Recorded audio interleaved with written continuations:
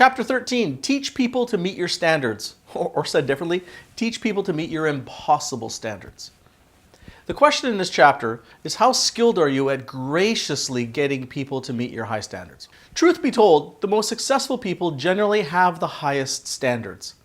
That's why their customers trust them to supply their companies. The downside of having really high standards is that it often creates a lot of friction and frustration with the people that work around you, because if your standards are here, but the people on your team's standards are here, you have this gap.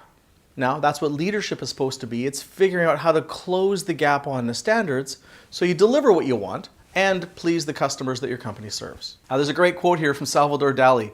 Have no fear of perfection. You'll never reach it. The most successful leaders that I work with are often close to perfectionists. Perfectionists in that they always want things to be as good as they can, and they're usually just fighting the clock to get the highest quality they can with the time that they have. The key here is for those people, instead of backing off and fixing things themselves or accepting mediocre quality work, is finding ways to teach their people how to deliver what they expect, and so they get what they want with a lot less friction. The real simple summary of this chapter is that great people really do want to find a way to meet your exceptionally high standards. High performers want to deliver high quality work. The problem is, we as leaders often fail to let them know exactly what we expect, so they're left guessing and hoping and wondering. And that's just a waste of energy. Starbucks has done an amazing job of training the world how to ask for exactly what they want in their coffee, right down to the temperature that they want the coffee to be at, in some cases. The point of this is, we all have preferences, but we need to make them known, otherwise we don't get what we want, and other people are ripped off of the opportunity to completely please us and have us thrilled. You need to work on this if you hesitate to say what you really want because you don't want to seem demanding to your people, or you've had bad experience from being like that in the past. You often accept results that are less than you expect.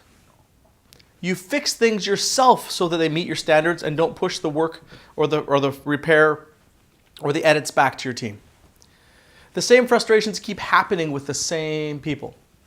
Or you regularly make do with less than ideal situations, kind of tolerating things and accepting things that just really aren't what you had in your head. Now, there's a big difference here between making smart compromises on things that don't matter and then making compromises or fixing things yourself on things that do. Now, there's many tools in the chapter that help you to master this principle, but the one, maybe the simplest one, is to make a list of the 5 things that people should always and never do. And here's how it works. You've heard stories about rock stars that only want green M&Ms or only want a certain color flower in their dressing room before a big performance. We're not talking about being like that. We're talking about the general everyday things that you really prefer that people do or don't do. So for example, for me, there's a few things that I always tell people that work with me. One of them, what I call my 24/7 rule. If it's a task, that it should be completed in 24 hours or a small project in 7 days. And my expectation is that they're done in those time frames without me even specifying or asking. They should just know to turn things really, really quickly. So the challenge for you is to think through, what is it that you wish that people always did or never did, so that it makes it much easier for them to work with you. And that way, both of you are going to end up being a lot happier and getting what you want. When you go back to the tools in the book, which you'll find in chapter 17, there's something called the master plan. This is the holistic view of your whole life and what matters most in terms of work, self, and life. In the top right corner, you'll see there's a section about what you won't do or tolerate. This also could be what you use to fill in your top 5 always or never do.